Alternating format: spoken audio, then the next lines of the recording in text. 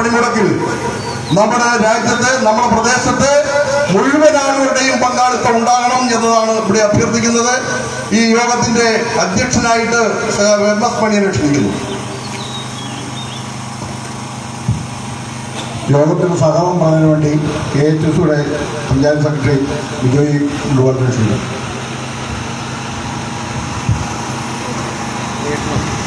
ഏറെ ബഹുമാനപ്പെട്ട ഈ ശാഖ ഉദ്ഘാടന സമ്മേളനത്തിൻ്റെ അധ്യക്ഷൻ KHSയുടെ ലോക്കൽ സെക്രട്ടറി MS മണിയൻ, ഈ ജാഥയുടെ ഉദ്ഘാടനം ചെയ്യുന്ന ഏറെ ബഹുമാനപ്പെട്ട ശ്രീ ലാൽസൻ ജോർജ്, ജാഥ ക്യാപ്റ്റനായി ഇവിടെ പങ്കെടുക്കുന്ന ഏറെ ബഹുമാനപ്പെട്ട ശ്രീ K രാജേഷ് ആളുകൾ, ജാഥയുടെ വൈസ് ക്യാപ്റ്റൻ ശ്രീ VP സുമിതൻ, ജാഥ മാനേജർ ശ്രീ സുരേഷ് ബാബു, ജാഥയിലങ്ങൾ പങ്കെടുക്കുന്ന ബഹുമാനപ്പെട്ട Shri KG Pramod, Shri BS Surendran, Shri BK Asin, Shri Vineeth പരമൂട്ട്, ഗ്രാമപഞ്ചായത്തിൻ്റെ സ്റ്റാൻഡിംഗ് കമ്മിറ്റി ചെയർമാനും CPMന്റെ ലോക്കൽ സെക്രട്ടറിയുമായ ശ്രീ PS അജിമോൻ, ബഹുമാനപ്പെട്ട KHSയുടെ ലോക്കൽ സെക്രട്ടറിയും CPIയുടെ ലോക്കൽ സെക്രട്ടറിയുമായ ശ്രീ റഷീദ് മച്ചാന്, ബഹുമാനപ്പെട്ട സിന്ധു മുരളീധരൻ, ഗ്രാമപഞ്ചായത്ത് മുൻ പഞ്ചായത്ത് പ്രസിഡന്റ് കൂടിയ സിന്ധു മുരളീധരൻ, ഇവിടെ സന്നിഹിതരായിരിക്കുന്ന ശ്രീ PK സണ്ണി, ശ്രീ അരിയുടെ മെമ്പർ,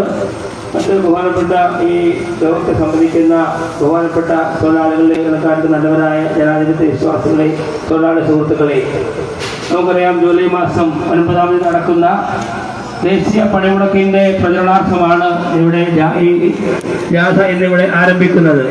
നമുക്കറിയാം ഇന്ന് തൊഴിലാളി വർഗങ്ങൾ, തൊഴിലാളി വിഭാഗങ്ങൾ സമാനതകളില്ലാത്ത വലിയ ചൂഷണത്തിന് വിധേയമായിക്കൊണ്ടിരിക്കുന്ന ഒരു കാലഘട്ടത്തിലൂടെയാണ് നമ്മൾ കടന്നു പോകുന്നത്. തൊഴിൽ സങ്കല്പങ്ങളിൽ തന്നെ വലിയ മാറ്റങ്ങൾ വരികയാണ്. നമ്മൾ പരമ്പരാഗത തൊഴിൽ മേഖല എന്നുള്ള ഒരു നിർവചനത്തിനപ്പുറത്തേക്ക് ഇന്ന് തൊഴിലാളികൾ വ്യത്യസ്തമായ രീതികൾ തൊഴിൽ ചെയ്യപ്പെടുവാനും അവരുടെ തൊഴിൽ സമയത്തെ സംബന്ധിച്ചും തൊഴിൽ സ്ഥിരതയെ സംബന്ധിച്ചും ഒന്നും യാതൊരു ഉറപ്പുമില്ലാതെ നമുക്കറിയാം കേന്ദ്ര ഗവൺമെന്റ് തൊഴിലാളി വിരുദ്ധ സമീപനങ്ങൾ, കോർപ്പറേറ്റുകൾക്ക് സഹായകരമായ എല്ലാ കാര്യങ്ങളും ചെയ്തുകൊണ്ട് അവർക്ക് അർഹമായ വേതനം ലഭിക്കാത്ത പ്രശ്നങ്ങളുണ്ട്. അതുപോലെ തന്നെ മാനസികമായി ഉണ്ടാകുന്ന വലിയ പീഡനങ്ങൾ ഉൾപ്പെടെ നമ്മുടെ തൊഴിലാളികൾ, നമ്മുടെ ഈ നാട്ടിൻപുറത്ത് കാണുന്ന നമ്മളെപ്പോലുള്ള തൊഴിലാളികളും അവിദഗ്ധ തൊഴിലാളികളും അതുപോലെ തന്നെ IT മേഖലയിലൊക്കെ പണിയെടുക്കുന്ന നമ്മുടെ മക്കളും ഒക്കെ നേരിടുന്ന വലിയ പ്രശ്നങ്ങളുണ്ട്. ഇതൊന്നും അഭിസംബോധന ചെയ്യാതെ നമുക്ക് മുൻപോട്ട് കൊണ്ടുപോകാനായിട്ട് കഴിയുകയില്ല. അതുകൊണ്ട് തന്നെ നമ്മുടെ ഈ വിവരങ്ങളൊക്കെ ദേശീയ ശ്രദ്ധയിൽ കൊണ്ടുവരുന്നതിനും തൊഴിലാളി ക്ഷേമ നടപടികൾ ഉണ്ടാക്കുന്നതിന് വേണ്ടിയിട്ട്, നയപരിപാടികൾ രൂപീകരിക്കുന്നതിന് വേണ്ടിയിട്ട് സർക്കാരുകളെ പ്രേരിപ്പിക്കുന്നതിന് വേണ്ടിയിട്ടാണ് ഐക്യ ട്രേഡ് യൂണിയൻ്റെ, നമുക്കറിയാം INTUC-യും BMS-ഉം ഒക്കെ കഴിഞ്ഞ കാലങ്ങളിൽ സഹകരിച്ചിരുന്നതാണ്. പക്ഷേ ചില പ്രത്യേക താല്പര്യങ്ങളും തെരഞ്ഞെടുപ്പ് താല്പര്യങ്ങളൊക്കെ മുൻനിർത്തി നമ്മുടെ ഈ നടക്കുന്ന ദേശീയ പണിമുടക്കിൽ അവർ പങ്കോടൊപ്പം പങ്കാളികളാകുന്നില്ല. പക്ഷേ അവരുടെ എല്ലാം കൂട്ടത്തിലുള്ള തൊഴിലാളികൾക്കെല്ലാം ഇതിനോട് വളരെ ഐക്യദാർഢ്യവും പിന്തുണയുണ്ട് നമുക്കറിയാം. എങ്കിൽ പോലും ചില പലപ്പോഴും രാഷ്ട്രീയമായ പല കാരണങ്ങളാലും അവർക്ക് നമ്മളോടൊപ്പം ചേരാൻ സാധിക്കാത്ത ഒരു സാഹചര്യമുണ്ട്. നമ്മൾ സമരം ചെയ്യുന്നത്, നമ്മളല്ലെങ്കിൽ ഈ വാദങ്ങൾ ഉന്നയിക്കുന്നത് ഏതാനും തൊഴിലാളികൾക്ക് വേണ്ടിയിട്ടല്ല, സമസ്ത മേഖലകളിലും പണിയെടുക്കുന്ന അവിദഗ്ധരും വിദഗ്ധരുമായ എല്ലാ തൊഴിലാളി വർഗങ്ങളുടെയും തൊഴിലാളി വിഭാഗങ്ങളുടെയും ക്ഷേമത്തിന് വേണ്ടിയും അവരുടെ നല്ല രീതിയിലുള്ള അവരുടെ സേവന വേതന വ്യവസ്ഥകൾക്ക് വേണ്ടിയിട്ടും അവരുടെ തൊഴിൽ സമയങ്ങളും തൊഴിൽ സ്ഥിരതയും ഒക്കെ ഉറപ്പാക്കുന്നതിന് വേണ്ടിയിട്ടാണ് ഈ വമ്പിച്ച പണിമുടക്കിന്, ദേശീയ പണിമുടക്കിന് ആഹ്വാനം ചെയ്തിട്ടുള്ളത്. അതുകൊണ്ട് തന്നെ വഴിപാടുകൾ നടത്തുന്ന ഒരു പണിമുടക്കല്ല, ഈ നമ്മുടെ അവകാശങ്ങൾ സംരക്ഷിക്കുന്നതിന് വേണ്ടിയിട്ടും കഴിഞ്ഞ കാലഘട്ടങ്ങളിൽ വലിയ പോരാട്ടങ്ങളിലൂടെ നമ്മൾ നേടിയെടുത്ത നമ്മുടെ അവകാശങ്ങൾ തുടർന്ന് സംരക്ഷിക്കുന്നതിന് വേണ്ടിയിട്ടും അതിനെതിരെ വരുന്ന എല്ലാ സാമ്രാജ്യത്വ കടന്നുകയറ്റങ്ങളെയും എതിർക്കുന്നതിന് വേണ്ടിയിട്ടുള്ള ഒരു മനോഭാവം നമ്മൾ വളർത്തിയെടുക്കുന്നതിന് വേണ്ടിയുള്ള വലിയ പ്രയാണത്തിന്റെ ഭാഗമാണ്. അതുകൊണ്ട് തന്നെ ഈ ജാഥയിൽ പങ്കെടുക്കുന്ന എല്ലാവരെയും പ്രത്യേകമായിട്ട് സ്വാഗതം ചെയ്യുക എന്നുള്ള കടമയിലേക്ക് ഞാൻ കടക്കുകയാണ്. ആദ്യമായിട്ട് തന്നെ നമ്മുടെ ഈ കുട്ടിക്കൽ പഞ്ചായത്തിലെ സംഘടനാ പ്രവർത്തനത്തിനും തൊഴിലാളി ക്ഷേമ പ്രവർത്തനങ്ങൾക്കും എല്ലാം ചുക്കാൻ പിടിക്കുന്ന CITയുടെ ഏറെ ബഹുമാനപ്പെട്ട local secretary, panchayat secretary Shri MS മണിയനെ ഈ യോഗത്തിലേക്ക് ഹാർദവമായി സ്വാഗതം ചെയ്യുന്നു. അതുപോലെ തന്നെ ഈ യോഗം, നമ്മുടെ ഈ സമ്മേളനം ഉദ്ഘാടനം ചെയ്യുന്ന ഏറെ ബഹുമാനപ്പെട്ട സഖാവ് ലാൽസൻ ജോർജ്, നമുക്കറിയാം അദ്ദേഹം രാഷ്ട്രീയ പ്രവർത്തനങ്ങളിലും തൊഴിലാളി ക്ഷേമ പ്രവർത്തനങ്ങളും എല്ലാം നമ്മുടെ ലാൽസൻ ജോർജിനെ ഈ യോഗത്തിലേക്ക് വളരെ ഹാർദവമായി സ്വാഗതം ചെയ്യുന്നു. നമുക്കറിയാം CITയുടെ ജില്ലാ സെക്രട്ടറിയും നമ്മുടെ CPMന്റെ ജില്ലാ കമ്മിറ്റി അംഗവുമായ സഖാവ് K രാജേഷ് എത്തിയിട്ടുണ്ട്. അദ്ദേഹമാണ് നമ്മുടെ ഈ ജാഥ ഇവിടെ നയിക്കുന്നത്. അദ്ദേഹത്തെ ഏറെ ആദരവോടുകൂടി ഈ യോഗത്തിലേക്ക് സ്വാഗതം ചെയ്യുന്നു. ജാഥ ക്യാപ്റ്റനായി ചേർന്നിട്ടുള്ള AITUCയുടെ മണ്ഡലം സെക്രട്ടറി ശ്രീ VP സുബിൻ അവരുടെ ഏറെ സ്നേഹത്തോടെ യോഗത്തിലേക്ക് സ്വാഗതം ചെയ്യുന്നു. ജാഥ മാനേജരും KTUC തൊഴിലാളി യൂണിയന്റെ സജീവ നേതാവുമായ ശ്രീ സുരേഷ് ബാബുവിനെ യോഗത്തിലേക്ക് ഹാർദവമായി സ്വാഗതം ചെയ്യുന്നു.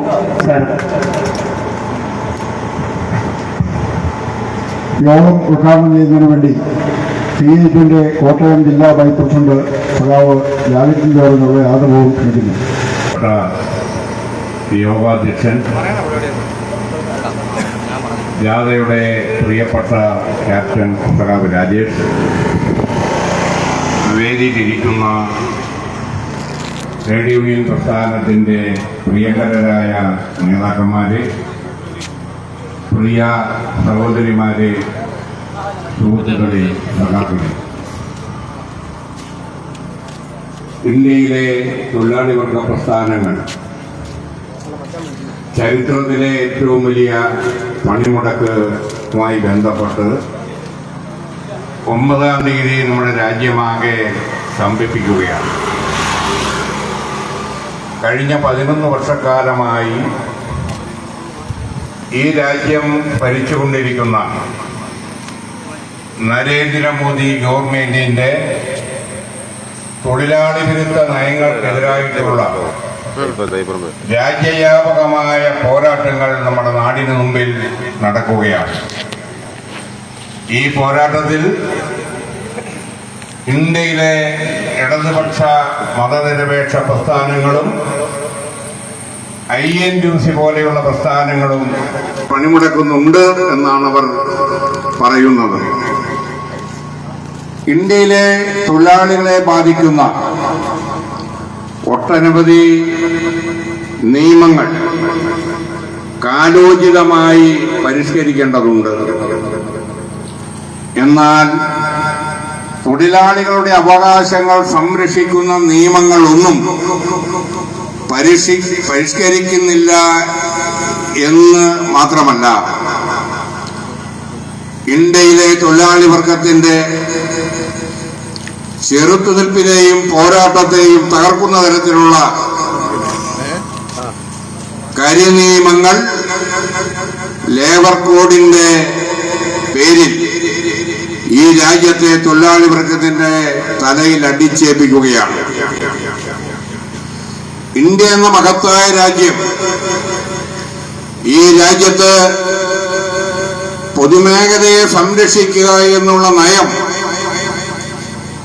മഹാനായിരുന്ന നെഹ്റുവിന്റെ കാലഘട്ടം മുതൽ ഇന്ത്യ രാജ്യം ഉയർത്തിപ്പിടിച്ചതാണ്.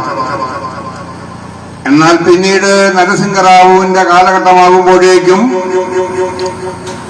ആ നയം സ്വകാര്യ മേഖലയെ പ്രോത്സാഹിപ്പിക്കുന്ന തരത്തിലേക്ക് ആ നയത്തിൽ കാതലായ മാറ്റമാനുഭൂതി വന്നു. എന്നാൽ ഇന്ന്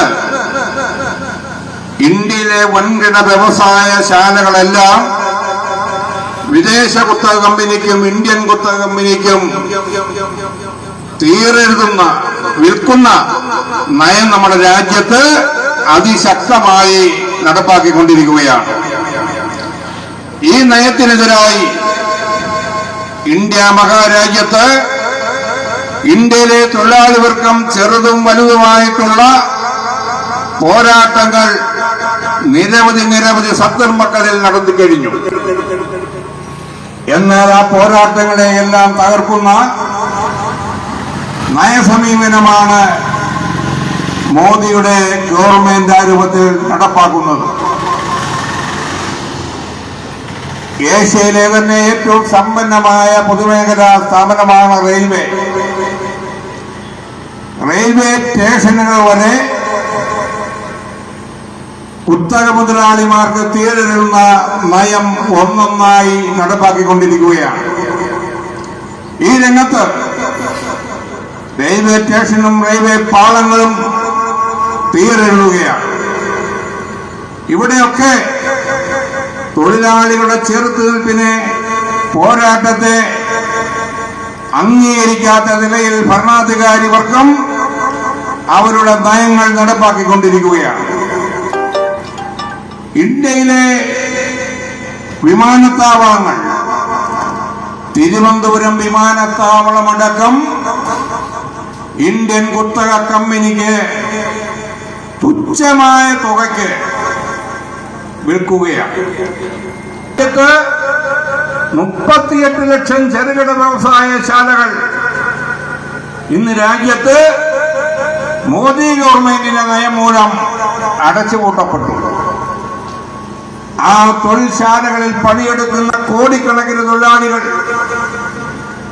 അവർക്ക് ജോലിയും ശമ്പളവും ജീവിക്കാനുള്ള സാഹചര്യവുമില്ലാതെ പട്ടിണിയിലേക്കും ദുരിതത്തിലേക്കും ഇന്ത്യയിലെ തൊഴിലാളികൾ, ചെറുകിട വ്യവസായശാലകളിൽ പണിയെടുക്കുന്ന തൊഴിലാളികൾ നീങ്ങിക്കൊണ്ടിരിക്കുന്ന സന്ദർഭമാണ് ഈ സന്ദർഭം. ഈ സന്ദർഭത്തിൽ രാജ്യത്തിന്റെ തന്നെ ചരിത്രത്തിലെ ഏറ്റവും വലിയ ജനകീയ തൊഴിലാളി വർഗത്തിന്റെ പ്രക്ഷോഭങ്ങൾ ഉയർത്തിക്കൊണ്ടുവന്ന് മാത്രമേ ഇന്ത്യൻ ഭരണാധികാരികളുടെ ഈ നയങ്ങൾ തിരുത്താനാവൂ എന്ന് ഇന്ത്യയിലെ ഇടതുപക്ഷ ട്രേഡ് യൂണിയൻ പ്രസ്ഥാനവും ഇന്ത്യ മഹാസഖ്യത്തിലുള്ള ട്രേഡ് യൂണിയൻ പ്രസ്ഥാനവുമെല്ലാം മനസ്സിലാക്കിയിരിക്കുകയാണ്. നമുക്കെല്ലാം ഓർമ്മയുണ്ട്, രാജ്യത്തിന്റെ ചരിത്രത്തിൽ ഇന്ത്യയിലെ കൃഷിക്കാർ നടത്തിയിട്ടുള്ള ത്യാഗോജ്വലമായ പോരാട്ടങ്ങൾ.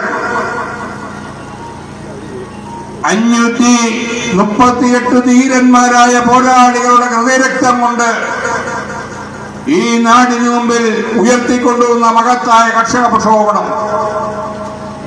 ആ കർഷക പ്രക്ഷോഭണത്തെ ഗുണ്ടകളുടെയും പോലീസിന്റെയും പട്ടാളത്തിന്റെയും എല്ലാം ഭീകരമായ അടിച്ചമർത്തലുകളെ അവർ നേരിട്ടുകൊണ്ടായിരുന്നു സമരം. ആ സമരത്തിൽ മന്ത്രിയുടെ പുത്രന്റെ വാഹനം 10,000-കണക്കിന് ജനങ്ങൾ തടിച്ചുകൂടിയ മഹാറാലിയിലേക്ക് ഇടിച്ചു കയറ്റി നിരവധി രക്തസാക്ഷികളാണ് അവിടെ ഉണ്ടായിട്ടുള്ളത്. അങ്ങനെ രാജ്യത്തിന്റെ ചരിത്രത്തിൽ, ഒരുപക്ഷെ ലോകത്തിന്റെ ചരിത്രത്തിൽ തന്നെ നടന്നിട്ടുള്ള കൃഷിക്കാരുടെ പോരാട്ടങ്ങൾ, 35 ലക്ഷത്തോളം കൃഷിക്കാർ സ്വന്തം വീട് വിട്ട് 377 ദിവസം ഇന്ത്യയിലെ പ്രമുഖമായ 5 സംസ്ഥാനങ്ങളിലെ തെരുവോരങ്ങളിലും ഡൽഹിയിലും അതികഠിനമായ ചൂടും ശൈത്യവും എല്ലാം സഹിച്ച് സമരമുഖത്ത് വന്ന ആ പോരാട്ടത്തെ നരേന്ദ്രമോദി കണ്ടില്ലെന്ന് നടിക്കാനായി ഒത്തീർപ്പുണ്ടാക്കിയെങ്കിലും ഇന്നും ആ ഒത്തുതീർപ്പുകൾ പാലിക്കപ്പെട്ടിട്ടില്ല എന്നുള്ളത് ചരിത്രത്തിലെ ഏറ്റവും വലിയ വഞ്ചനയായി ഇന്നും കാണുകയാണ്.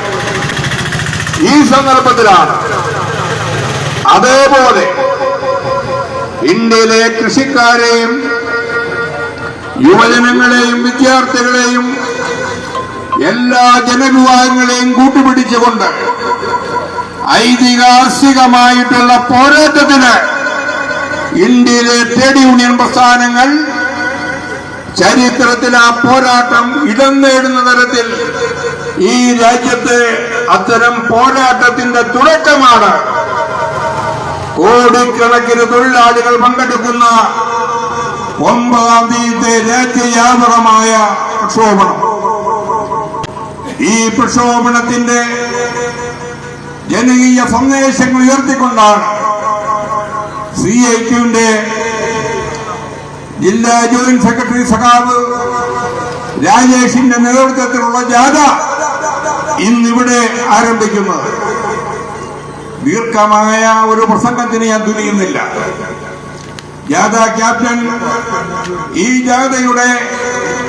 ജാഥയിലൂടെ ഉയർത്തുന്ന നാനാതരമായിട്ടുള്ള വിഷയങ്ങൾ വിശദമായി സൂചിപ്പിക്കുമെന്നുള്ളത് കൊണ്ട് തന്നെ ഈ ഗ്രാമത്തിൽ ഈ രാവിലെ തന്നെ പങ്കെടുത്തിട്ടുള്ള ധീരന്മാരായ സഖാക്കളെ CIT ജില്ലാ കമ്മിറ്റിക്ക് വേണ്ടി അഭിവാദ്യം ചെയ്തുകൊണ്ട് നാം മുന്നോട്ട് വെക്കുന്ന പോരാട്ടങ്ങളിൽ എല്ലാം മറന്ന് പോരാട്ടത്തിന്റെ സമരമുഖങ്ങളിലേക്ക് കടന്നു വരണമെന്ന് മാത്രം സൂചിപ്പിച്ചുകൊണ്ട് നിങ്ങളുടെ എല്ലാം അനുവാദത്തോടുകൂടി ഈ ചരിത്രമുറങ്ങുന്ന ജാഥ ഉദ്ഘാടനം ചെയ്തതായി അറിയിക്കുന്നു. നിങ്ങൾക്ക് അഭിവാദ്യങ്ങൾ. കെ ടി പ്രമോദ് സംസാരിച്ചതിന് ശേഷമായിരിക്കും സഖാവിനെ സംസാരിക്കുന്നതിന് വേണ്ടി ആദരപൂർവ്വം ക്ഷണിച്ചുകൊള്ളുന്നു. വിവിധ ട്രേഡ് യൂണിയനുകളുടെ നേതാക്കന്മാരെ, സഖാക്കളെ, സുഹൃത്തുക്കളെ, ഈ മാസം 9-ാം തീയതി ഇന്ത്യയിലെ ഐക്യ ട്രേഡ് യൂണിയനുകളുടെ നേതൃത്വത്തിൽ രാജ്യത്തൊട്ടാകെ ഒരു പണിമുടക്ക് സമരം സംഘടിപ്പിച്ചിരിക്കുകയാണ്. തൊഴിലാളികളെല്ലാം ചേർന്ന് എന്തുകൊണ്ടാണ് ഇത്തരം ഒരു സമര പരിപാടികളിലേക്ക് വന്നത് എന്ന് ഉദ്ഘാടകൻ ഇവിടെ വിശദീകരിക്കും. നമുക്കറിയാം, നമ്മുടെ രാജ്യത്ത് മഹാഭൂരിപക്ഷം വരുന്ന തൊഴിലാളി വർഗം, ആ തൊഴിലാളികളാണ് ഈ രാജ്യത്തിൻ്റെ എല്ലാ മേഖലയെയും സ്പന്ദനം. അവരാണ് ഈ രാജ്യത്തെ നയിക്കുന്നത്. ഏറ്റവും കൂടുതൽ തൊഴിലാളികൾ ജോലി ചെയ്യുന്ന കാർഷിക മേഖലയിലെ കർഷക തൊഴിലാളി മുതൽ വ്യവസായ തൊഴിലാളികളും ടെക്സ്റ്റൈൽ തൊഴിലാളികളും അതുപോലെ തന്നെ വാഹനങ്ങളുമായി ബന്ധപ്പെട്ട തൊഴിലാളികൾ, നിർമ്മാണ തൊഴിലാളികൾ, അങ്ങനെ കോടിക്കണക്കിന് തൊഴിലാളികൾ ഇന്ത്യ രാജ്യത്തിന്റെ വളർച്ചയ്ക്ക് നിർണായകമായ സംഭാവന ചെയ്തുകൊണ്ട് പോകുന്നവരാണ് തൊഴിലെടുക്കുന്നവർ. എന്നാൽ അവരെയെല്ലാം നിരാശരാക്കിക്കൊണ്ട് കഴിഞ്ഞ 11 വർഷക്കാലം ഭരണം നടത്തുന്ന നരേന്ദ്രമോദിയുടെ നേതൃത്വത്തിലുള്ള കേന്ദ്ര ഗവൺമെന്റ് എടുക്കുന്ന നയങ്ങൾ, ആ നയങ്ങളെല്ലാം തൊഴിലാളികളുടെ ആനുകൂല്യങ്ങളും അവകാശങ്ങളും കവർന്നെടുക്കുന്ന നയങ്ങളാണ്. അതിൽ ഏറ്റവും പ്രധാനപ്പെട്ട കാര്യമെന്ന് പറയുന്നത്, ഇന്ത്യ ബ്രിട്ടീഷുകാർ ഭരിച്ചുകൊണ്ടിരുന്ന 1947 മുമ്പ് തന്നെ നമ്മുടെ രാജ്യത്ത് തൊഴിലാളി വർഗം സമരം ചെയ്ത് നേടിയെടുത്ത തൊഴിൽ അവകാശങ്ങൾ, മിനിമം വേജസ് ആക്ട് നിയമം, അതുപോലെ തന്നെ തൊഴിലാളികളുടെ ഏറ്റവും സുപ്രധാനമായ PF ആക്ട്, ഗ്രാറ്റുവിറ്റി ആക്ട്, അവർക്ക് അപകടങ്ങളിൽ മരണം സംഭവിച്ചാൽ അവരുടെ കുടുംബത്തെ സഹായിക്കുന്ന വർക്ക്മെൻ കോമ്പൻസേഷൻ ആക്ട്, കുട്ടികളെ ജോലിയിൽ നിന്നും വിലക്കുന്നതിന് വേണ്ടിയുള്ള ചൈൽഡ് ലേബർ പ്രിവന്റേഷൻ ആക്ട്, അങ്ങനെ തൊഴിലാളി വർഗം സമരം ചെയ്ത് നേടിയെടുത്ത 30ഓളം തൊഴിൽ നിയമങ്ങൾ വേണ്ടെന്ന് വെക്കുകയാണ് ഇപ്പോൾ നരേന്ദ്രമോദി. ഇന്ത്യയിലെ ഈ തൊഴിലാളികൾക്ക് കൊടുക്കുന്ന ആനുകൂല്യവും അവകാശവും എല്ലാം മാറ്റണം, എന്നാലേ ഞങ്ങൾ ഇവിടെ സഹകരിക്കത്തുള്ളൂ എന്ന് കേന്ദ്ര ഗവൺമെന്റിനോട് പറയുന്നു. പ്രത്യേക എക്കണോമിക് സോൺ അഥവാ സ്പെഷ്യൽ എക്കണോമിക് സോൺ എന്ന് പറഞ്ഞുകൊണ്ട് 3000 ഏക്കറും 6000 ഏക്കറും ഒക്കെ വൻകിടക്കാർക്ക് ഇന്ത്യ ഗവൺമെന്റ് എഴുതി കൊടുക്കുക വ്യവസായം തുടങ്ങാൻ. അങ്ങനെ എഴുതി കൊടുക്കുന്ന ഈ എക്കണോമിക് സോണുകളിൽ തൊഴിൽ നിയമങ്ങൾ പാടില്ല പോലും. തൊഴിലാളിക്ക് ബോണസ് കൊടുക്കത്തില്ല, തൊഴിലാളിക്ക് മിനിമം വേജസ് ഇല്ല, ജോലി സ്ഥിരതയില്ല, അവരെ എപ്പോ വേണമെങ്കിലും പിരിച്ചുവിടാം, പെൻഷൻ ഇല്ല, ഗ്രാറ്റുവിറ്റി ഇല്ല, PF ഇല്ല, വർക്ക്മെൻ കോമ്പൻസേഷൻ ഇല്ല, ഒന്നുമില്ല. ജോലിക്ക് എടുക്കുക, ജോലി കഴിയുമ്പോൾ എടുത്തെറിയുക, പുതിയ ആളെ വീണ്ടും എടുക്കുക, അവരെ എറിയുക. അപ്പൊ തൊഴിലാളി വേണ്ട, തൊഴിലാളിയെ അനുകൂലിക്കുന്ന നിയമങ്ങളും വേണ്ട എന്ന് വൻകിട കോർപ്പറേറ്റ് കമ്പനികൾ പറയുന്നു. ആ കമ്പനികൾ പറയുന്നത് ശിരസ വഹിച്ചുകൊണ്ട് അവരുടെ പങ്ക് പറ്റിക്കൊണ്ടാണ് നരേന്ദ്രമോദി ഇപ്പോൾ ഇന്ത്യ ഗവൺമെന്റിനെ നയിച്ചുകൊണ്ടിരിക്കുന്നത്. അവർക്ക് കിട്ടിക്കൊണ്ടിരിക്കുന്ന PF-ഉം ഗ്രാറ്റുവിറ്റിയും പോവും, അവരുടെ പെൻഷൻ ഇല്ലാതാവും, അവർക്ക് ESI പരിഗണനകളൊന്നും കിട്ടത്തില്ല. അപ്പൊ അത്തരമൊരു നിയമം ഇന്ത്യ ഗവൺമെന്റ് കൊണ്ടുവരുന്നതിനെതിരെയാണ് ഐക്യ ട്രേഡ് യൂണിയനുകളുടെ യോഗം ഈ വർഷം മാർച്ച് മാസത്തിൽ യോഗം ചേർന്ന് ഇത്തരം ഒരു സമരത്തിന് ആഹ്വാനം ചെയ്യുന്നത്. സമരത്തിന് ആഹ്വാനം ചെയ്യുമ്പോൾ INTUC ഈ സമരത്തോട് സഹകരിക്കുമെന്ന് പറഞ്ഞു. ഇന്ത്യയിലെ പല സ്റ്റേറ്റുകളിലും അവർ സഹകരിക്കുന്നുണ്ട്. എന്നാൽ ഇവിടുത്തെ ഈ കേരളത്തിലെ കോൺഗ്രസ് നേതൃത്വം പറഞ്ഞു INTUC ഇടതുപക്ഷത്തിന്റെ കൂടെ കൂടണമെന്ന്. ഇടതുപക്ഷമാണോ സമരം ചെയ്യുന്നത്? ഇടതുപക്ഷമല്ല സമരം ചെയ്യുന്നത്. സമരം ചെയ്യുന്നത് ട്രേഡ് യൂണിയനുകളാണ്. അതിനകത്ത് CITU ഉണ്ട്, AITUC ഉണ്ട്, UTUC ഉണ്ട്, SCU ഉണ്ട്, അങ്ങനെ ഒത്തിരി സംഘടനകൾ, ഒത്തിരി സ്വതന്ത്ര സംഘടനകൾ. അവരെല്ലാം ചേർന്ന് അവരുടെ ഒറ്റ ലക്ഷ്യമുള്ളൂ, തൊഴിലാളികളെ ബാധിക്കുന്ന, അവരെ നിരാശരാക്കുന്ന, അവരുടെ ആനുകൂല്യങ്ങൾ കവർന്നെടുക്കുന്ന നിയമങ്ങൾ മാറ്റാൻ പോകുന്നു, ആനുകൂല്യങ്ങൾ അവരുടെ കവർന്നെടുക്കാൻ പോകുന്നു. അതിനെതിരെ ഒന്നായി പ്രതികരിക്കണം. അതിന് ഒറ്റയ്ക്കൊറ്റയ്ക്ക് പോരാ, സംഘടിതമായി ഒരുമിച്ച് നിൽക്കണമെന്ന തീരുമാനത്തിൽ അവർ ഒന്നിച്ചത്. അതിനകത്ത് പല രാഷ്ട്രീയ കാഴ്ചപ്പാടും രാഷ്ട്രീയ ചിന്താഗതിയുമുള്ള സംഘടനകളുണ്ട്, അതൊക്കെ ശരിയാ.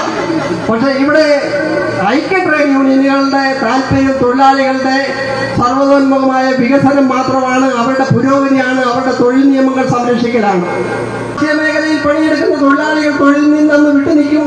അങ്ങനെ സർവ്വ മേഖലയിലും സ്തംഭിപ്പിക്കുന്ന തരത്തിലൊരു സമരമായി ഈ സമരം മാറുമെന്ന കാര്യത്തിൽ യാതൊരു സംശയവും വേണ്ട. നമുക്കറിയാം, നമ്മുടെ രാജ്യത്തെ തൊഴിലാളികളാണ് ഈ രാജ്യത്ത് ഏത് പ്രശ്നത്തിനും എപ്പോഴും ജനങ്ങൾക്കൊപ്പം നിൽക്കുന്നത്. അവർക്ക് ജാതിയില്ല, മതമില്ല, അവർക്ക് മറ്റ് കാഴ്ചപ്പാടുകളുമില്ല. അവരുടെ രാജ്യത്തെ കണ്ണിലെ കൃഷ്ണമണി പോലെ കൊണ്ടു നടക്കുന്ന തൊഴിലാളികൾ. അതിന് ഏറ്റവും വലിയ ഉദാഹരണമാണ് കാശ്മീരിൽ നടന്ന പഹൽഗാം ആക്രമണം. നമുക്കറിയാമല്ലോ, ഭീകരന്മാർ വന്ന് നിരപരാധികളായ ആളുകളെ മേൽ വെടിവെച്ചപ്പോ പട്ടാളവും പോലീസും മറ്റ് ഫോഴ്സുകളും ഒക്കെ എത്തുന്നതിന് എത്രയോ മുമ്പേ അവിടെ റിക്ഷ വലിച്ചുകൊണ്ടിരുന്ന ആളുകൾ, അവിടെ കുതിരസവാരിക്ക് ആളുകളെ കൊണ്ടുകൊണ്ടിരുന്ന തൊഴിലാളികൾ, അവര് ആ ഭീകരരുമായിട്ട് നേരിട്ട് ഏറ്റുമുട്ടി. അവർക്ക് വേണ്ടിയാ, നമ്മുടെ രാജ്യത്തിന് വേണ്ടി. പട്ടാളമായിട്ടല്ല അവർ വന്നത്. അവർ രാജ്യത്തെ ജനങ്ങളുടെ മേലെ ആക്രമണം നടന്നപ്പോ അവർ ആദ്യം പിരിമാർ കാട്ടിക്കൊണ്ട് അവരെ ഏറ്റുമുട്ടി. നിരപരാധികൾ മരണപ്പെട്ടു. അവർക്ക് വേണമെങ്കിൽ കൈയും കെട്ടി കണ്ടില്ലെന്ന് വെച്ചിരിക്കാൻ നിന്നില്ല. അതാണ് തൊഴിലാളിയുടെ പാരമ്പര്യം. അത് ഏത് മേഖലയിലും അങ്ങനെ തന്നെയാണ്. എവിടെയായിരുന്നു ഒരു ആപത്തുണ്ടായാൽ, ഒരു അപകടം ഉണ്ടായാൽ അവിടെ ഓടിക്കൂടുന്ന തൊഴിലാളികളാണ്. ഏത് മേഖലയിലും രാജ്യത്തിന് വേണ്ടി നിലകൊള്ളുന്ന തൊഴിലാളികളുടെ താല്പര്യത്തിന് വേണ്ടി ഈ നാട്ടിലെ മുഴുവൻ ജനങ്ങളും സഹകരിക്കണമെന്ന് മാത്രം പറഞ്ഞുകൊണ്ട് ഇവിടെ നടക്കുന്ന ഈ ജാഥാ പരിപാടിക്ക് എല്ലാവിധ പിന്തുണയുണ്ടാകണമെന്ന് അഭ്യർത്ഥിച്ചുകൊണ്ട് എന്റെ വാക്കുകൾ അവസാനിപ്പിക്കുന്നു. നന്ദി, നമസ്കാരം. സാക്കളെ, നമ്മുടെ സ്വീകരണത്തിന് വന്നിരിക്കുന്ന മുഴുവൻ സഹകളും മുമ്പോട്ട് അടുത്ത് നിൽക്കണം. നമ്മുടെ ജാഥാ ക്യാപ്റ്റൻ സംസാരിച്ചതിന് ശേഷമാണ് സ്വീകരണം. ജാഥാ ക്യാപ്റ്റൻ സഖാവ് കെ രാജേഷിനെ ജാഥയുടെ ഉദ്ദേശ ലക്ഷ്യങ്ങളെ പറ്റി സംസാരിക്കുന്നതിന് വേണ്ടി ക്ഷണിച്ചോളൂ. ഈ സ്വീകരണ യോഗത്തിൻ്റെ അധ്യക്ഷൻ CITUവിൻ്റെ കൂട്ടിക്കൽ പഞ്ചായത്ത് കമ്മിറ്റിയുടെ സെക്രട്ടറി സഖാവ് MS മണി,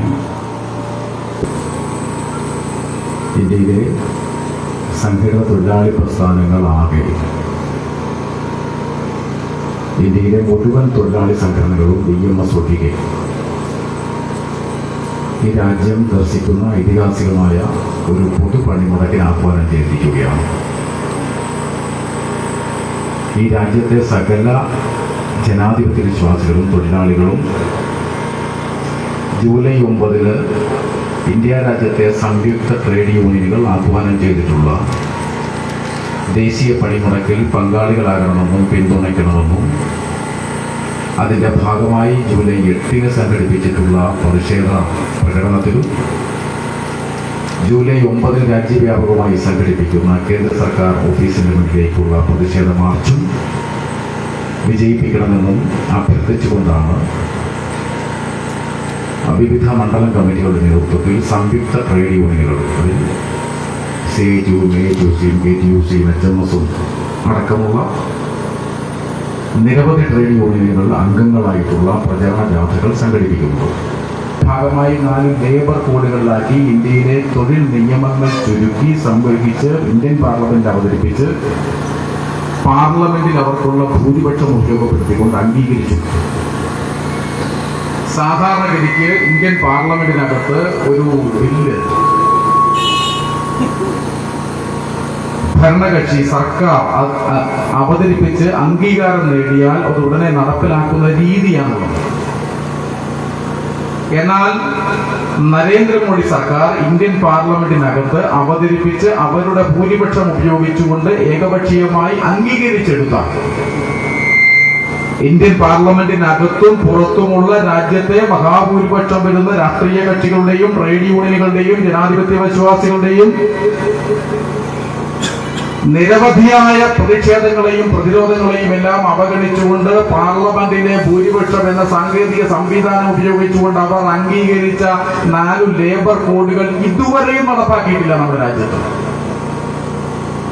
അത് നടപ്പാക്കാൻ ആലോചിക്കുന്ന സമയം മുതൽ ഇന്ത്യയിലെ സംഘടിത തൊഴിലാളി പ്രസ്ഥാനങ്ങളെല്ലാം നിരവധിയായ പ്രതിഷേധത്തിലാണ്, പ്രതിരോധത്തിന്റെ നിരവധിയായ പ്രവർത്തനങ്ങളിലാണ്. പണിമുടക്കടക്കമുള്ള നിരവധി പ്രക്ഷോഭങ്ങൾ ഏറ്റെടുത്തു, പ്രചരണ ജാഥകൾ സംഘടിപ്പിച്ചു. രാജ്യവ്യാപകമായി പ്രചരണത്തിലും പ്രക്ഷോഭത്തിലുമാണ്. എങ്കിലും അവർ പാസാക്കി, പക്ഷേ നടപ്പിലാക്കാൻ തീരുമാനിച്ചിട്ടില്ല. എന്നാൽ മൂന്നാമതും നരേന്ദ്രമോദിയുടെ സർക്കാർ, BJPയുടെ RSS നിയന്ത്രിക്കുന്ന സർക്കാർ രാജ്യത്ത് ഭൂരിപക്ഷമില്ലാതെയും മറ്റു പ്രാദേശിക പാർട്ടികളുടെ സഹായത്തോടു കൂടിയാണ് മൂന്നാം തവണ അധികാരത്തിൽ വന്നത് എങ്കിലും ഇപ്പോൾ അവർ ആ 4 ലേബർ കോഡുകൾ രാജ്യത്ത് നടപ്പിലാക്കുവാൻ വേണ്ടിയുള്ള പരിശ്രമങ്ങൾ ആരംഭിക്കുന്നു എന്ന് തിരിച്ചറിഞ്ഞുകൊണ്ടാണ് രാജ്യത്തെ മഹാഭൂരിപക്ഷം വരുന്ന തൊഴിലാളികളുടെയും ജീവിത താൽപര്യങ്ങൾ സംരക്ഷിക്കുന്നതിന് വേണ്ടി ഈ 4 ലേബർ കോഡുകൾ ഇന്ത്യ രാജ്യത്ത് നടപ്പിലാക്കുവാൻ അനുവദിക്കില്ല, അതിൽ നിന്ന് ഈ രാജ്യം ഭരിക്കുന്ന ഗവൺമെന്റ് പിന്മാറണം എന്നാവശ്യപ്പെട്ടുകൊണ്ടാണ് ജൂലൈ 9 പണിമുടക്ക്. ഇന്ത്യയിലെ തൊഴിൽ മേഖലയുമായി ബന്ധപ്പെട്ട്, തൊഴിലാളിയുമായി ബന്ധപ്പെട്ട്, തൊഴിലുമായി ബന്ധപ്പെട്ട് നിലനിൽക്കുന്ന നിയമങ്ങൾ രാജ്യത്തിന്റെ സ്വാതന്ത്ര്യപ്രാപ്തിക്ക് മുമ്പും അതിനുശേഷവും വിവിധ ഘട്ടങ്ങളിൽ രൂപീകരിക്കപ്പെട്ടതാണ്. സ്വാതന്ത്ര്യത്തിന് മുമ്പ് നിലവിൽ നിന്നിരുന്ന നിരവധി നിയമങ്ങൾ ഇപ്പോഴുമുണ്ട്. സ്വാതന്ത്ര്യത്തിന് ശേഷം രൂപീകരിക്കപ്പെട്ട നിയമങ്ങളുണ്ട്. അങ്ങനെ നോക്കുമ്പോൾ രാജ്യത്താകമാനം ചെറുതും വലുതുമായ 100-ലേറെ നിയമങ്ങൾ തൊഴിലുമായി ബന്ധപ്പെട്ട്, തൊഴിൽ മേഖലയുമായി ബന്ധപ്പെട്ട്, സേവനവുമായി ബന്ധപ്പെട്ട്, വേതനവുമായി ബന്ധപ്പെട്ട്, തൊഴിലാളിയുടെ റിട്ടയർമെന്റുമായി ബന്ധപ്പെട്ട്, തൊഴിലിടങ്ങളിൽ സംഭവിക്കാനിടയുള്ള അപകടങ്ങളുമായി ബന്ധപ്പെട്ട്, അപ്പോൾ അതിനുള്ള നഷ്ടപരിഹാരവുമായി ബന്ധപ്പെട്ട്, തൊഴിൽ നഷ്ടപ്പെടുന്ന തൊഴിലാളിയുടെ ഭാവി ജീവിതത്തെ സംരക്ഷിക്കുവാനുള്ള നിയമവുമായി ബന്ധപ്പെട്ട്, തൊഴിലാളിയെ ആശ്രയിക്കുന്ന കുടുംബത്തിന്റെ സംരക്ഷണവുമായി ബന്ധപ്പെട്ട്, അവനെ ആശ്രയിക്കുന്ന അവന്റെ കുടുംബത്തിലുള്ള അംഗങ്ങളുടെ ജീവിതവുമായി ബന്ധപ്പെട്ട് ഒക്കെ നിരവധിയായ നിയമങ്ങളുണ്ട്. ഈ നിയമങ്ങളിൽ മഹാഭൂരിപക്ഷവും ലഭ്യമാവുന്നത് രാജ്യത്തെ സംഘടിത തൊഴിൽ മേഖലയിൽ ജോലി ചെയ്യുന്നവർക്കാണ്. വ്യവസായ തൊഴിലാളി അങ്ങനെയൊക്കെയാണ്, പൊതുമേഖലാ സ്ഥാപനങ്ങളിലെ തൊഴിലാളി അങ്ങനെയാണ്. സർക്കാർ ഇപ്പോൾ ചെയ്യുന്നത് ഇത്തരത്തിലുള്ള സംഘടിത തൊഴിലാളികളുടെ എണ്ണം കുറയ്ക്കലാണ്. നിലനിൽക്കുന്ന തൊഴിൽ നിയമങ്ങളുടെ പരിധിയിൽപ്പെടുന്ന തൊഴിലാളികളുടെ എണ്ണം ക്രമാനുഗതമായി കുറയ്ക്കണം. പ്രധാനപ്പെട്ട ദാരിദ്ര്യ നിർമ്മാർജ്ജന പദ്ധതിയിൽ ഒന്നായിരുന്നു മഹാത്മാഗാന്ധി ദേശീയ ഗ്രാമീണ തൊഴിലുറപ്പ് പദ്ധതി. അന്ന് വരെ അങ്ങനെ ഒരു പദ്ധതിയില്ല. കോൺഗ്രസ് രാജ്യത്ത് നിരവധി കാലം ദീർഘമായി ഭരിച്ചിട്ടുണ്ട്. അടിയന്തരാവസ്ഥയ്ക്ക് മുമ്പും അടിയന്തരാവസ്ഥയ്ക്ക് ശേഷവും ഒക്കെ ഭരിച്ചത് കോൺഗ്രസ് ആയിരുന്നു ഭൂരിപക്ഷ സമയവും. ആ കോൺഗ്രസ് ഇങ്ങനെ ഒരു പദ്ധതിയെ കൊണ്ടുവന്നിട്ടില്ല. 2004 പ്രത്യേകത, കോൺഗ്രസ് ഒറ്റയ്ക്ക് ഭൂരിപക്ഷം ഇല്ല. ഇടതുപക്ഷം പിന്തുണച്ചില്ലെങ്കിലോ BJP അധികാരത്തിൽ വരാനിടയുണ്ട്. ഇടതുപക്ഷം പിന്തുണച്ചു, ഒരു ഐക്യമുന്നണി സർക്കാർ അധികാരത്തിൽ വന്നു, UPA സർക്കാർ അധികാരത്തിൽ വന്നു. ഒരു നിർദ്ദേശം ഇടതുപക്ഷം മുന്നോട്ട് വെച്ചു. മന്ത്രിമാരുടെ എണ്ണത്തെ സംബന്ധിച്ചായിരുന്നില്ല, സ്പീക്കർ പദവി എന്ന ആവശ്യം ഉന്നയിച്ചുകൊണ്ടായിരുന്നില്ല, ആഭ്യന്തരമോ ധനകാര്യമോ വേണം എന്ന ആവശ്യം ഉന്നയിച്ചുകൊണ്ടല്ല. ഇന്ത്യൻ ഇടതുപക്ഷം പറഞ്ഞു, ഈ രാജ്യത്തെ മഹാഭൂരിപക്ഷം വരുന്ന പട്ടിണി പാവങ്ങളുടെ ജീവിതം സംരക്ഷിക്കുവാൻ ഈ ഗവൺമെന്റ് ഈ കോർപ്പറേറ്റുകളുടെ വമ്പൻ നികുതികൾ പിരിച്ചെടുത്ത് അതിലൊരു ഭാഗം പാവപ്പെട്ട ആൾക്ക് വിതരണം ചെയ്യണം. അങ്ങനെ ലഭിച്ചാലോ അവർ ആ ലഭ്യമാകുന്ന ചെറിയ തുക നമ്മുടെ നാട്ടിലെ സാധാരണക്കാരായ ആളുകളിലേക്ക് എത്തിക്കും. അങ്ങനെ ഈ ചെറിയ തുക പാവപ്പെട്ടവർക്ക് കൊടുത്താൽ അവരുടെ സമ്പത്ത് കുന്നുകൂട്ടാൻ വേണ്ടി അല്ല ഉപയോഗിക്കുക, മറിച്ച് അവരത് വിതരണം ചെയ്യും. വിതരണം ചെയ്യുമ്പോഴോ ഈ പദ്ധതിയുടെ ഭാഗമല്ലാത്ത ആളുകളും ഫലത്തിൽ ഈ പദ്ധതിയുടെ ഭാഗമാകും. ഇപ്പൊ തൊഴിലുറപ്പ് പദ്ധതിയുടെ ഭാഗമായി കുറെ സഹോദരിമാർ പോകുമ്പോൾ നമ്മൾ വിചാരിക്കുന്ന അവരാണ് ഈ പദ്ധതിയുടെ ഭാഗമാണ്. അല്ല, ഈ നാട്ടിലെ സകല ആളുകളും ഈ ദാരിദ്ര്യ നിർമ്മാർജ്ജന പദ്ധതി ഒരു ജനക്ഷേമ പദ്ധതിയുടെ ഭാഗമാവുകയാണ്. അവർക്ക് ലഭിക്കുന്ന പ്രതിഫലം ഇങ്ങനെ വിതരണം ചെയ്യപ്പെടുകയാണ്. ഇത് ഇന്ത്യൻ ഇടതുപക്ഷത്തിന്റെ സംഭാവനയാണ്. ഒന്നാം മോദി സർക്കാർ വന്നപ്പോൾ എന്താണ് ചെയ്തത്? ഈ രാജ്യത്തെ പൊതുമേഖലാ സ്ഥാപനങ്ങളെയാണ് അവർ കണ്ടുവച്ചത്. ഇപ്പോൾ തൊഴിലുറപ്പ് പദ്ധതിയുടെ കണക്ക് കത്തിവെക്കുന്നത് പോലെ തന്നെ ഒന്നാം മോദി സർക്കാർ വന്നപ്പോൾ 2014 അവരെന്താ ചെയ്തത്? പൊതുമേഖലാ സ്ഥാപനങ്ങളെ അവർ കണ്ണുവെച്ചു. ആർക്കു വേണ്ടി കണ്ണുവെച്ചു? അന്ന് വരെ നമ്മൾ കേട്ടിട്ടില്ലാത്ത ഒരു പുതിയ പേര് ഇന്ത്യയുടെ രാഷ്ട്രീയ ചിത്രത്തിലേക്ക്, ഇന്ത്യയുടെ പൊതുമണ്ഡലത്തിലേക്ക് വന്നു. ഗൗതം അദാനി. കേട്ടിട്ടില്ല. ഇപ്പൊ പുതിയ പുതിയ സിനിമകൾ വരുമ്പോൾ, ആ സിനിമ റിലീസ് ചെയ്യുമ്പോൾ, ആ സിനിമ തുടങ്ങുമ്പോൾ അതിന്റെ സ്ക്രീനിൽ എഴുതി കാണിക്കും, ഞങ്ങൾ അഭിമാനത്തോടു കൂടി അവതരിപ്പിക്കുന്ന പുതുമുഖ നായകൻ. അപ്പൊ അന്ന് വരെ ആ ചെറുപ്പക്കാരൻ സിനിമയിൽ അഭിനയിച്ചിട്ടുണ്ടാവില്ല, അല്ലെങ്കിൽ ആ യുവതി, ആ നായിക ആ സിനിമയിൽ അഭിനയിച്ചിട്ടുണ്ടാവില്ല. അപ്പൊ ഒരു പുതിയ ഇൻട്രൊഡക്ഷൻ വരും, ഞങ്ങൾ അവതരിപ്പിക്കുന്ന പുതുമുഖ നായകൻ. അപ്പൊ ആളുകൾക്കെല്ലാം മനസ്സിലാവും ഇതൊരു ആദ്യമായിട്ടാണ്. ഒന്നാം മോദി സർക്കാർ അഭിമാനത്തോടു കൂടി അവതരിപ്പിച്ച പദ്ധതി പൊതുമേഖലാ സ്ഥാപനങ്ങളുടെ വിൽക്കലായിരുന്നു. ഞാൻ ഒരുപാട് ഉദാഹരണങ്ങളിലേക്കൊന്നും പോകുന്നില്ല. നമ്മുടെയൊക്കെ കയ്യിൽ മൊബൈൽ ഫോണുണ്ട്. ഇപ്പൊ ഇവിടെ കൂടിയിരിക്കുന്ന മനുഷ്യരുടെ ഒരു സർവേ നമ്മളിപ്പോൾ പെട്ടെന്ന് നടത്തിയാൽ ഇവിടെ ഈ ഇരിക്കുന്ന മനുഷ്യർ മൊബൈൽ ഫോൺ ഒരെണ്ണമെങ്കിലും ഇല്ലാത്ത ആളുകൾ വളരെ കുറവായിരിക്കും. 2014 നരേന്ദ്രമോദി അധികാരത്തിൽ വന്നപ്പോൾ നിങ്ങളുടെയും എന്റെയും ഒക്കെ കയ്യിലുണ്ടായിരുന്ന മൊബൈൽ ഫോണിന്റെ കണക്ഷൻ സിം കാർഡ് അത് ഏതായിരുന്നു എന്ന് ചോദിച്ചാൽ ഭൂരിപക്ഷം ആളുകളും ഒരു ഉത്തരം പറയും BSNL. അന്ന് BSNL ആണല്ലോ അവർക്ക്. നരേന്ദ്രമോദി വളരെ രഹസ്യമായി ആസൂത്രിതമായി നടപ്പിലാക്കിയ പൊതുമേഖലാ സ്ഥാപനങ്ങളെ വിറ്റഴിക്കുവാനുള്ള പദ്ധതി ഏറ്റവും ഫലപ്രദമായി മനോഹരമായി നടപ്പിലാക്കിയത് ഈ പൊതുമേഖലാ സ്ഥാപനമായ BSNLന്റെ ഭാഗമായിട്ടായിരുന്നു. BSNLനെ തകർത്തു. പിന്നെയോ പുതിയ പുതിയ കമ്പനികൾക്ക് അനുവാദം കൊടുത്തു. അപ്പോ ഇന്ത്യയുടെ പ്രധാനമന്ത്രി ഒരു പരസ്യ മോഡലായി അക്കാലത്ത് ഒരു പുതിയ മൊബൈൽ കമ്പനി വന്നു. ഇപ്പോൾ നമ്മുടെ നാട്ടിൽ മമ്മൂട്ടിയും മോഹൻലാലും മറ്റു സിനിമാ താരങ്ങളും ഒക്കെ വിവിധ ഉൽപ്പന്നങ്ങളുടെ പരസ്യ മോഡലുകളായി മാറാറുണ്ട്. ആ കറി പൗഡർ മേടിച്ചാൽ നല്ലതാണ്, ഈ കറി പൗഡർ മേടിച്ചാൽ നല്ലതാണ്, മറ്റേത് മാറ്റ് ഫ്ലാറ്റ്, അങ്ങനെ ഏത് സാധനത്തിലും 30 തൊട്ട് കർപ്പൂരം വരെ മൊട്ടുസൂചി മുതൽ വലിയ വാഹനങ്ങൾ വരെ വിറ്റഴിക്കുവാൻ ഈ നാട്ടിൽ പ്രശസ്തരായവരുടെ സേവനം അവരെ പരസ്യ മോഡലുകളാക്കി വെക്കാറുണ്ട് കമ്പനികളുണ്ട്. എന്നാൽ ഇന്ത്യയുടെ ചരിത്രത്തിൽ ആദ്യമായി ഇന്ത്യൻ പ്രധാനമന്ത്രി നെഹ്റു മുതൽ നരേന്ദ്രമോദി വരെയുള്ള പ്രധാനമന്ത്രിമാരുടെ പരമ്പരയിൽ ആദ്യമായി ഒരു പ്രധാനമന്ത്രി ഒരു സ്വകാര്യ കമ്പനിയുടെ ഒരു ഉൽപ്പന്നത്തിന്റെ ബ്രാൻഡ് അംബാസിഡറായി. അതാണ് ജിയോ മൊബൈൽ. 2014 നിന്നും 2025 വരുമ്പോൾ ഒരാളുടെയും ആഹ്വാനമില്ലാതെ ഒരാളുടെയും വിശദീകരണമില്ലാതെ നമുക്ക് മനസ്സിലായി BSNLന്റെ ചരമഗീതം കുറിച്ചു വെച്ചിരിക്കുന്നു. അത് തീർന്നുകൊണ്ടേയിരിക്കുകയാണ്. ഇപ്പോൾ രാജ്യത്തെ തുറമുഖങ്ങളും എയർപോർട്ടും പൊതുമേഖലാ കമ്പനികളും എന്തിന് യുദ്ധോപകരണങ്ങൾ നിർമ്മിക്കുന്ന ഇന്ത്യൻ സൈന്യത്തിന്റെ കയ്യിൽ മാത്രം നിക്ഷിപ്തമാവേണ്ട യുദ്ധോപകരണ നിർമ്മാണ ഫാക്ടറി വരെ നടത്തുന്ന കോർപ്പറേറ്റുകളായി ഇന്ത്യയിലെ കോർപ്പറേറ്റുകൾ മാറി. അങ്ങനെയാണ്. അതിന്റെ ഏറ്റവും അവസാനത്തെ ഉദാഹരണമാണ് 2019 4 ലേബർ കോഡുകളുടെ പ്രഖ്യാപനം. എന്താ കാര്യം? തൊഴിലാളിക്ക് കാര്യമായ അവകാശമൊന്നുമില്ല. തൊഴിലാളിയുടെ അധ്വാനം വാങ്ങുവാനും അതിന് വില പറയുവാനും അത് നിലനിൽക്കുന്ന എല്ലാ സേവനങ്ങളും അവസാനിപ്പിക്കുവാനും കഴിയും. അതുകൊണ്ടോ ഇത് നടപ്പിലാക്കുന്ന കോർപ്പറേറ്റുകൾക്ക് വേണ്ടിയാണ്. ഈ രാജ്യത്തെ മഹാഭൂരിപക്ഷം എന്ന അസംഖ്യം തൊഴിലാളികളുടെ പാവപ്പെട്ടവർ അവർക്ക് ഈ രാജ്യത്തിന്റെ പൊതുമണ്ഡലത്തിൽ ഒന്നും അവകാശപ്പെടാൻ കഴിയാത്ത സ്ഥിതി വരികയാണ്. സംഘടിത മേഖലയിലുള്ള തൊഴിലാളികളോ അവർ ഇന്നുവരെ അനുഭവിച്ചുകൊണ്ടിരുന്ന എല്ലാ ആനുകൂല്യങ്ങളും നഷ്ടപ്പെടുകയാണ്. ഈ 8 മണിക്കൂറിലധികം ജോലി ചെയ്യുവാൻ ഒരു മനുഷ്യന് സാധാരണ മനുഷ്യനാവതില്ല. അതുകൊണ്ടോ ഈ നിരന്തരമായി ജോലി ചെയ്യുന്ന, ജോലിക്കൊരു നിജമില്ലാത്ത, ജോലിക്കൊരു കൃത്യതയില്ലാത്ത, മനുഷ്യൻ തകർന്നു വീഴുന്നത് വരെ ജോലി ചെയ്യിക്കുന്ന പഴയകാല സമീപനങ്ങളെ ചെറുത്തു തോൽപ്പിക്കുവാനുള്ള മഹാപോരാട്ടങ്ങളുടെ ഭാഗമായി 8 മണിക്കൂർ ജോലിയായി ചുരുക്കുന്ന തൊഴിലാളിയുടെ പോരാട്ടത്തിന്റെ മഹാവിജയം. ഇനി എന്താണ്? ഓവർ ടൈം ജോലി, 8 മണിക്കൂറിന് അധികം ജോലി ചില പ്രത്യേക സന്ദർഭങ്ങളിൽ ചെയ്യാൻ വന്നാലോ ഇരട്ടി വേതനം നൽകണം. ആ ഇരട്ടി വേതനം നൽകണമെന്ന നിയമം നാട്ടിലെല്ലായിടത്തും നിലനിൽക്കുമ്പോൾ പുതിയ നിയമം വരുമ്പോൾ ഇരട്ടി വേതനം നൽകേണ്ടതില്ല. അങ്ങനെ വേതനം കൊടുക്കാതെ തന്നെ തൊഴിലാളിയെ കൊണ്ട് പണിയിപ്പിച്ചാലോ ഈ പുതിയ നിയമത്തിൽ പറയുന്നു കോർപ്പറേറ്റ് മുതലാളിക്ക് ഞങ്ങൾ ഒരു ഫൈൻ ഉണ്ടാക്കും. എത്രയാ ഫൈന്?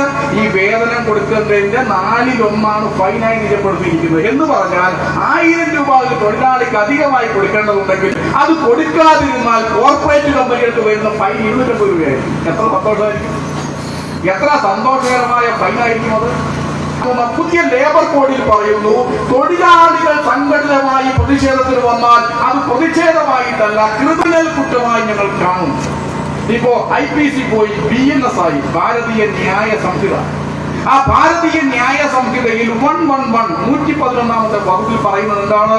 തൊഴിലാളികളുടെ സംഘടിതമായ പ്രതിഷേധം ക്രിമിനൽ കുറ്റമായിരിക്കും. എന്ന് പറഞ്ഞാൽ വഴിയെ പോകുന്ന ഒരാളെ നമ്മൾ മാരകായുധം കൊണ്ട് ആക്രമിച്ച് കീഴ്പ്പെടുത്തി അയാളെ പരിക്കേൽപ്പിച്ചാൽ, മരണതുല്യമായി പരിക്കേൽപ്പിച്ചാൽ 308 വകുപ്പ് അനുസരിച്ച് പോലീസ് വന്ന് തെളിവ് ശേഖരിച്ച് നമ്മളെ പ്രതിയാക്കും. നമ്മൾ ഇന്ത്യൻ നിയമത്തിന് മേൽ കീഴടങ്ങേണ്ടി വരും. നിയമം അനുശാസിക്കുന്ന ശിക്ഷ അനുഭവിക്കേണ്ടി വരും. അത് ഈ രാജ്യത്തെ പൗരന്റെ ജീവിതം സംരക്ഷിക്കുവാൻ വേണ്ടി ഈ രാജ്യത്തിന്റെ ഭരണഘടന നൽകിയിട്ടുള്ള നിയമപരമായ ഉറപ്പാണ്. ഒരാൾക്കും ഒരാളെ ആക്രമിക്കുവാനും പാടില്ല. ആക്രമിക്കപ്പെട്ടാൽ ഇരയാക്കുന്നവന്റെ പക്ഷത്തിൽ ഭരണകൂടം കാണും. അവിടെ വക്കീലിനെ വെക്കേണ്ടതില്ല, അവിടെ വാദിക്കേണ്ടതില്ല. അതിനുവേണ്ടി സർക്കാരിന്റെ പ്രോസിക്യൂട്ടർമാർ വരും, സർക്കാരിന്റെ സംവിധാനം വരും, പോലീസ് വരും. അങ്ങനെയാണ്. ഇനി തൊഴിലാളി സമരം ചെയ്താലോ? തൊഴിലാളി സമരം ചെയ്താൽ ഇതേപോലെയുള്ള ക്രിമിനൽ കുറ്റമായി കാണും. ആര് കാണും? ഗവൺമെന്റ് കാണും. എന്നിട്ടോ 111 വകുപ്പ് ഉപയോഗിച്ചുകൊണ്ട് തൊഴിലാളിക്കെതിരെ കേസെടുക്കും. എങ്ങനെയാണ് അംഗീകരിക്കാൻ കഴിയുക?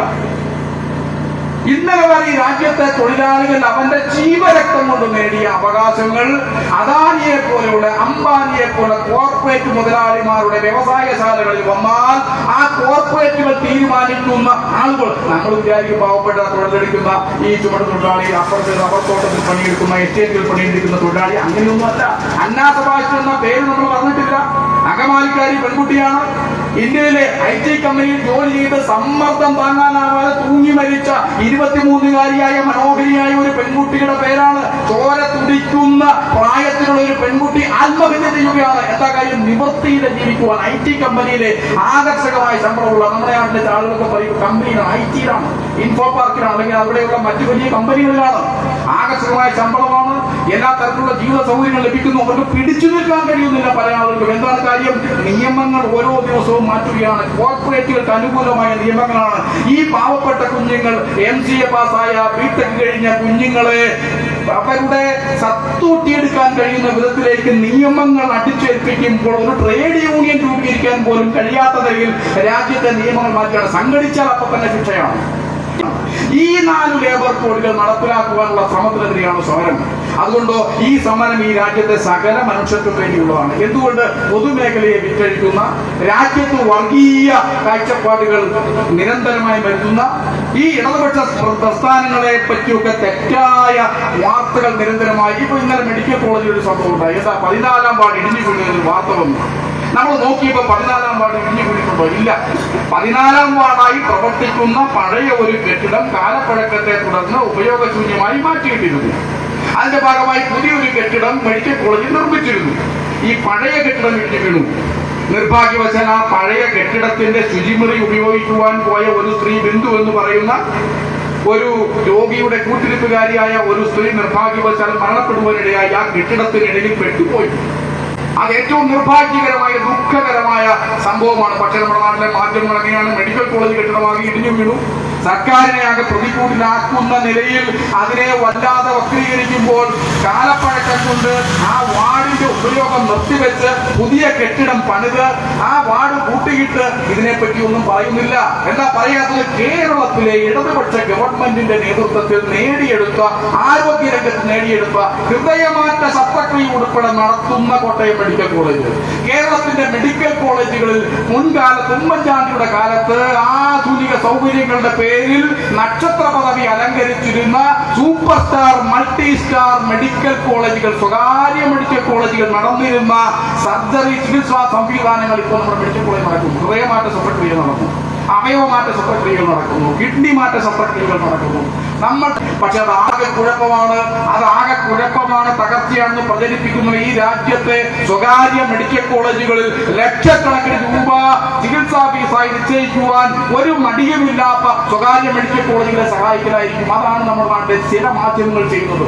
ഏതാനും മാസങ്ങൾക്ക് മുമ്പ് യോഗി ആദിത്യനാഥിന്റെ ഉത്തർപ്രദേശിലെ ഒരു ഹോസ്പിറ്റലിലെ ഒരു ഡോക്ടർ കഫീൽ ഖാൻ, ചില ആളുകൾ പറഞ്ഞിട്ടുണ്ടാവില്ല, ആ ഡോക്ടർ കഫീൽ ഖാൻ മാധ്യമങ്ങളോട് പറഞ്ഞു, എന്റെ ആശുപത്രിയിൽ 52 കുഞ്ഞുങ്ങൾ ഓക്സിജൻ ലഭ്യമല്ലാതെ പിടഞ്ഞു മരിച്ചു. ആരാണ് ഓക്സിജൻ തരേണ്ടത്? ഉത്തർപ്രദേശിലെ സർക്കാർ യഥാക്രമം ഓക്സിജൻ കമ്പനികൾക്ക് പണം കൊടുക്കാതെ സർക്കാർ ആശുപത്രിയിൽ ഓക്സിജൻ ലഭ്യമാവാതെ 52 നവജാത ശിശുക്കൾ പിടഞ്ഞു മരിച്ചു. ശിശുരോഗ വിദഗ്ധനായ ഡോക്ടർ കഫീൽ ഖാൻ പറഞ്ഞു. എന്തായിരുന്നു BJP ഗവൺമെന്റ് ചെയ്തത്? കഫീൽ ഖാനെ ചെയ്തത്. അതുകൊണ്ട് വിഷയം പരിഹരിച്ചു. ഒരു ഡോക്ടർ ഇന്നുവരെ, അന്ന് തൊട്ടിന്ന് വരെ ഉത്തർപ്രദേശിൽ ഈ സംവിധാനത്തിനെതിരെ പറഞ്ഞിട്ടില്ല. കാരണം പറഞ്ഞാൽ ഡോക്ടർമാർ ജയിലടയ്ക്കപ്പെടും. കേരളം അതല്ല.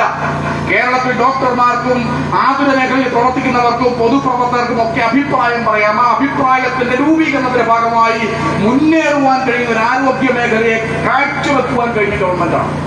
അവിടെ ഉണ്ടാകുന്ന ചെറിയ ചെറിയ അപാകതകൾ പരിഹരിച്ചു പോകേണ്ടത് തർക്കമൊന്നുമില്ല. ഇവ കുട്ടികൾ ഗവൺമെന്റ് ആശുപത്രിക്ക് പുതിയൊരു കെട്ടിടം വരികയാണ്. ആ കെട്ടിടം പൂർത്തീകരിക്കുന്നവരെ അല്പ സൗകര്യ കുറവുള്ള നമ്മുടെ തേൻകുടയിലെ സംവിധാനത്തിലാണ് ഇപ്പോൾ പ്രവർത്തിക്കുക. ആ സംവിധാനം വരുമ്പോഴോ ഈ കൂട്ടിക്കൽ മേഖലയിലെ ആതുര ശുശ്രൂഷ മേഖലയിൽ ഏറ്റവും ഉന്നതമായ ഒരു നേട്ടമായി അത് നാം അനുഭവിക്കാൻ പോവുകയാണ്. ഇങ്ങനെ സ്വകാര്യ മേഖലയ്ക്ക് ബദലായി ഈ കേരളത്തിലെ മഹാഭൂരിപക്ഷം വരുന്ന ജനങ്ങൾക്ക് സമീപിക്കാൻ കഴിയുന്ന പൊതുജനാരോഗ്യ സംവിധാനത്തിന്റെ കൊടുമുടിയിലെത്തിയിരിക്കുന്ന ഒരു സംസ്ഥാനത്തെ അപകീർത്തിപ്പെടുത്തുവാൻ ഒറ്റപ്പെട്ട സംഭവങ്ങൾ അടക്കം എടുത്തുപയോഗിക്കാൻ കഴിയുന്ന രീതിയിൽ വരുമ്പോൾ ഇത്തരത്തിലുള്ള തെറ്റായ പ്രചരണങ്ങളെ എല്ലാം ചേർത്ത് തോൽപ്പിക്കുവാൻ കഴിയുന്ന വിധത്തിൽ ഈ നാട്ടിലെ ജനങ്ങൾ ഒറ്റക്കെട്ടാണെന്ന് ആഹ്വാനം ചെയ്തുകൊണ്ട് ഈ നെറികേടിനെതിരെ, നീതി നിഷേധത്തിനെതിരെ, കേന്ദ്ര സർക്കാർ നടപ്പിലാക്കുന്ന തെറ്റായ തൊഴിൽ നിയമങ്ങൾക്കെതിരെയുള്ള പ്രതിഷേധത്തിന്റെ ഭാഗമായി ജൂലൈ 9 മഹാപണിമുടക്കിൽ ഈ നാട്ടിലെ മുഴുവൻ ജനകീയ മനസാക്ഷിയും തൊഴിലാളി സഖാക്കളും സുഹൃത്തുക്കളും എല്ലാം അംഗീകരിക്കണം, അനുഗ്രഹിക്കണം, പങ്കെടുക്കണം, പിന്തുണക്കണം എന്ന് മാത്രം അഭ്യർത്ഥിച്ചുകൊണ്ടാണ് ഈ പ്രചരണ ജാഥ ഇവിടെ ആരംഭിക്കുന്നത്. ഈ ജാഥയിൽ പങ്കെടുക്കുന്ന നിരവധിയായ ട്രേഡ് യൂണിയൻ നേതാക്കന്മാരുണ്ട്. അവരുടെ എല്ലാം പേരിൽ ഇവിടെ നൽകുന്ന സ്വീകരണത്തിന് സ്നേഹപൂർവ്വം നന്ദി പറഞ്ഞുകൊണ്ട് ഞാൻ എന്റെ വാക്കുകൾ അവസാനിപ്പിക്കുന്നു. നന്ദി. സ്വീകരണമാണ്. സ്വീകരണം കൊടുക്കുന്നതിന് വേണ്ടി എല്ലാവരും അടുത്ത് വരണമെന്ന് അറിയിക്കുന്നു. സ്വീകരണം നൽകുകയാണ്. CTU കോർഡിനേഷൻ പഞ്ചായത്ത് കമ്മിറ്റിക്ക് വേണ്ടി MS മണിയൻ, കൂട്ടിക്കൽ ലോക്കൽ കമ്മിറ്റിക്ക് വേണ്ടി PS സജിമോൻ, പുരോഗമന കലാസാഹിത്യത്തിന് വേണ്ടി ജേക്കബ് ജോർജ്, KTUCക്ക് വേണ്ടി secretary Bijoy Jose, convener Gopi Plappally, convener Joy Koottickal, KSKTക്ക് വേണ്ടി MG വിജയൻ, കർഷക സംഘം ജനറൽ വർക്കേഴ്സിന് വേണ്ടി ME ഹരിഹരൻ, പെൻഷനേഴ്സ് അസോസിയേഷന് വേണ്ടി അബൂബക്കർ, ടിമ്പർ യൂണിയന് വേണ്ടി സലീം CA, ഹെഡ് ലോഡിന് വേണ്ടി രമേശ്, നിർമ്മാണ തൊഴിലാളികൾക്ക് വേണ്ടി രാജീവ്, ടിമ്പർ യൂണിയന് വേണ്ടി U ശശി, ഓട്ടോ തൊഴിലാളികൾക്ക് വേണ്ടി രാജു IC, ജനറൽ വർക്കേഴ്സിന് വേണ്ടി KV സുരേഷ്, NREGക്ക് വേണ്ടി സോജൻ സെബാസ്റ്റ്യൻ, HEക്ക് വേണ്ടി ME ഹരിഹരൻ, ടിമ്പർ യൂണിയന് വേണ്ടി വിനീഷ്, KTUCക്ക് വേണ്ടി സദീ കാവാരി, സുരേഷ് കൂട്ടിക്കൽ, ബേബി.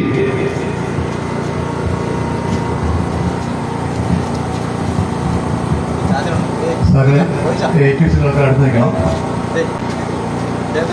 KTUC കൂട്ടിക്കൽ പഞ്ചായത്ത് വേണ്ടി DP റഷീദ്, KTUC ടിമ്പർ തൊഴിലാളികൾക്ക് വേണ്ടി PM അനിൽകുമാർ, KTUC ചെത്തുതൊഴിലാളികൾക്ക് വേണ്ടി KR ഷാജുമാൻ, ചെത്തുതൊഴിലാളി യൂണിയന് വേണ്ടി VK സുനിൽ, KTUC മധ്യസ്ഥ തൊഴിലാളിക്ക് വേണ്ടി VK സജി, KTUC നിർമ്മാണ തൊഴിലാളിക്ക് വേണ്ടി PK മാധവൻ, മഹിളാ സംഘത്തിന് വേണ്ടി സിന്ധു മുരളീധരൻ, KTUC ടിമ്പർ തൊഴിലാളിക്ക് വേണ്ടി സഖാവ് IN മോഹനൻ, KTUC ടിമ്പർ യൂണിയന് വേണ്ടി PM സദാനന്ദൻ, KTUC ചെത്തുതൊഴിലാളിക്ക് വേണ്ടി സഖാവ് മുരളി, KCB യൂണിയന് വേണ്ടി സഖാവ് കബീർ,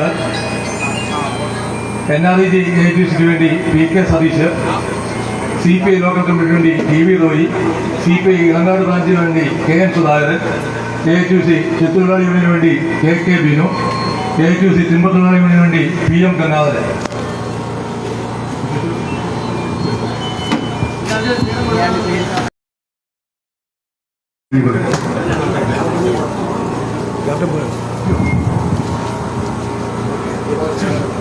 ജൂലൈ 9 ദേശീയ പണിമുടക്കുമായി ബന്ധപ്പെട്ട് രാവിലെ CITUവിൻ്റെ ജില്ലാ വൈസ് പ്രസിഡന്റ് കൂടിയായ സഖാവ് ലാലിച്ചൻ ജോർജ് ഉദ്ഘാടനം ചെയ്ത ജാഥയാണ് ഇവിടെ ജാഥ ക്യാപ്റ്റനുള്ള സ്വീകരണം ഏറ്റുവാങ്ങിയത്. ഇതിനുശേഷം മുണ്ടക്കയത്ത് പഞ്ചായത്തിലെ സ്റ്റേഡിയത്തിൽ വെച്ചിട്ടാണ് സ്വീകരണം നടക്കുന്നത്. കൂട്ടിക്കൽ പഞ്ചായത്തിൽ ഒരു കേന്ദ്രത്തിലാണ് നമ്മൾ സ്വീകരണം അറേഞ്ച് ചെയ്തിരുന്നത്. ഈ സ്വീകരണത്തിൽ പങ്കെടുത്ത് ജാഥ ക്യാപ്റ്റന് മാലയിടുകയും ഈ സ്വീകരണ യോഗം ഒരു വൻ വിജയമാക്കി തീർത്ത മുഴുവൻ ആളുകളെയും ഒറ്റ വാക്കിൽ ഈ വൈകികളെ നന്ദി പറഞ്ഞുകൊണ്ട് നിർത്തുന്നു.